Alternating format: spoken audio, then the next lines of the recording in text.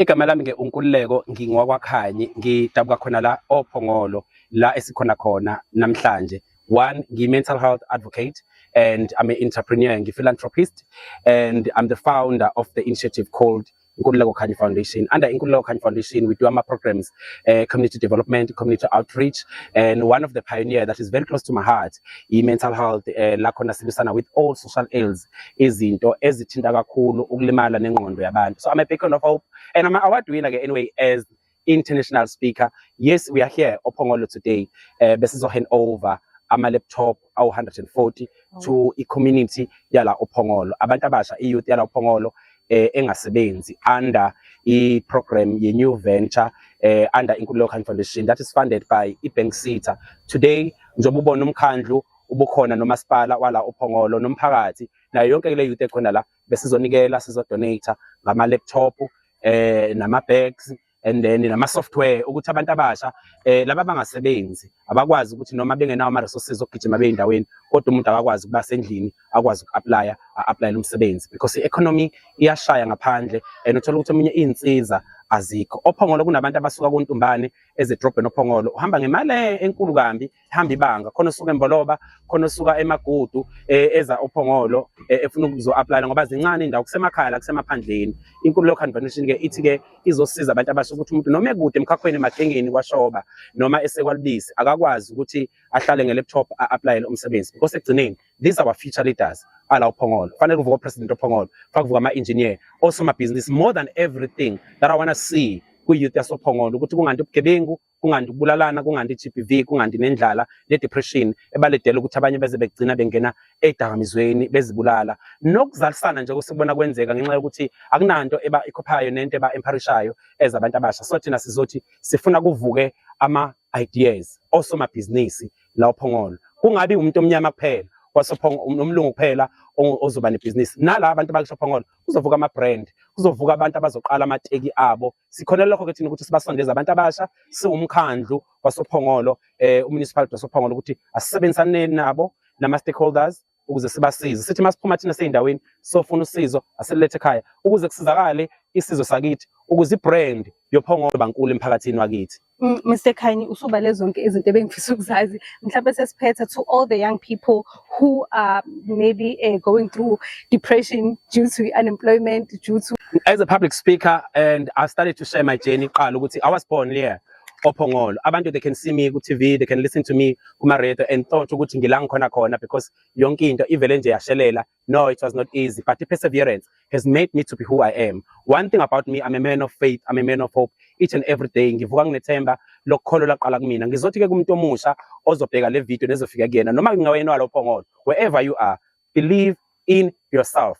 Kholela kuwena. My slogan these days ngithi uNkulunkulu enzele mina, he can do it for you even beyond what he has done for me.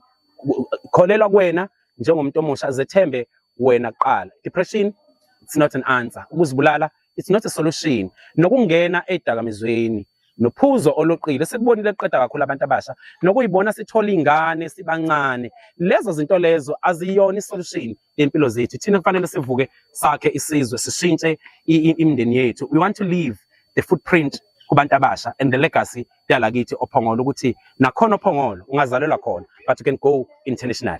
Mhlawumbe kokugcina sesivala, can we expect another program for ezodeveloper abantu abasha la emphakathini wakithi oPhongolo njengoba sazi ukuthi ubuyenzile bathola ama-laptops? What can we expect for 2026? Definitely so. Ngiyakholela kakhulu kubantu abasha, not particularly abasoPhongolo but umuntu omusha nje wonke oza kumina because ngifuna abantu abasha kube noshintsho ey'mpilweni zabo. Sikhathele ngama-suicide esiwabona each and every day, abantu abasha abazibulalayo. Siku-weekend namhlanje is Friday, kungcwatshwa abantu abasha, our future leaders, because of ama-challenges abhekene nawo. So-ke angifuni-ke ngabantu abasha bakithi oPhongolo bangene kuleyo trap esiyibona i-trend ey'mpilweni zethu ngaphandle. Kulo nyaka uma uzobheka kahle i-stats, in this 4 weeks sikuFebruary manje 80,000 kwabantu abasha sebeyibulele emhlabeni, okungukuthi sothi kushaya uMathi sobe sigijima ku-200 and something thousand. Angifuni-ke la oPhongolo, ngibuye oPhongolo kube khona umuntu omusha ozogcina ethi ngiyazibulala. Kulaba sebehambile, their soul may rest in peace, siyazwelana nalo mndeni. Kodwa thina abantu abasha sesikhona, akekho umuntu omusha ozofa under uNkululeko Khanyi Foundation. Yes, ama-programs ngiyabathembisa ukuthi ngisazobalethela abantu abasha nomphakathi wasoPhongolo kulokho engikulethile okuncane ngiyakholelwa ukuthi ngisazoletha okukhulu kakhulu nje. Only their support and all their prayers, uPhongolo can go globally. Thank you for your time. Thank you. Thanks. Siyabingelela msakazi.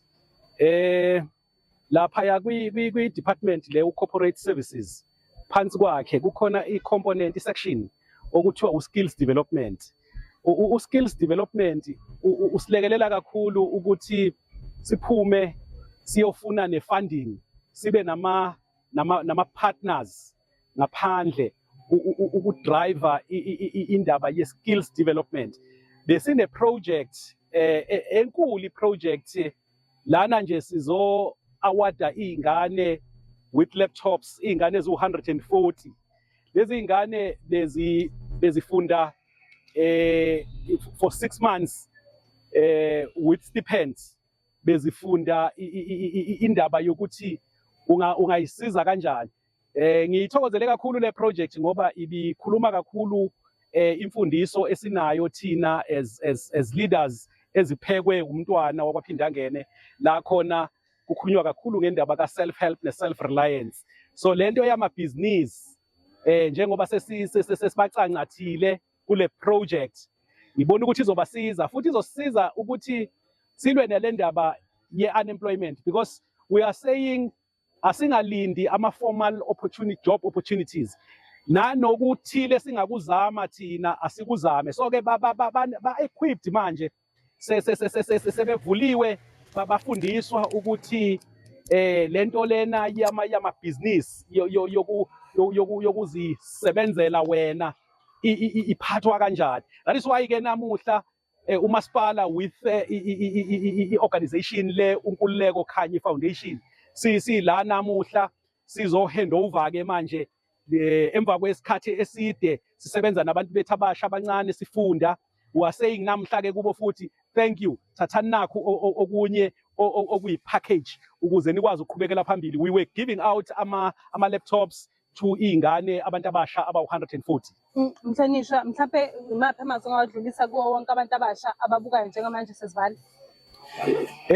Msakazi, into umuntu angayisho into yokuthi abanamathele kakhulu endabeni yemfundo. Zonke izinto ezizoqhamuka ikhawana kodwa zibe zonke zidriver i-agenda yemfundo funa beyithathe, because njengoba nje be-introducewa to entrepreneurial knowledge, ulwazi lolo isicucu leso sokwenza ukuthi even if urana a small business ube wazi kodwa ukuthi iziphi izinto ezingama key aspects endabeni ye-business. Uzwile la phakathi ukuthi one of umuntu omusha usekuhlelo manje lokuqala i-branding company. Kusho ukuthi njengoba sibanikeza ama-laptops angithi yiwo akulidela to amabhizinisi anjengayo indaba zo-branding, la khona ubuka khona isithombe usihlele ngendlela ethile, ubhale nemibhalo, uxube kahle imbala. Cishe-ke sijabule kakhulu ngokuthi lokhu noma kukuncane ku-6 months kodwa sibona sengathi kuyoyiletha umehluko empilweni zabo, ngoba we cannot say impilo izoba kuphela ngendaba yama-formal job opportunities. Even these informal opportunities nawo azothatha asise phambili. Sibabonga kakhulu abantu abasha ngendlela abaparticipate ngakhona. Sawubona, Mhlonishwa, kubeka into osikhuluma nawe. No, thank you very much.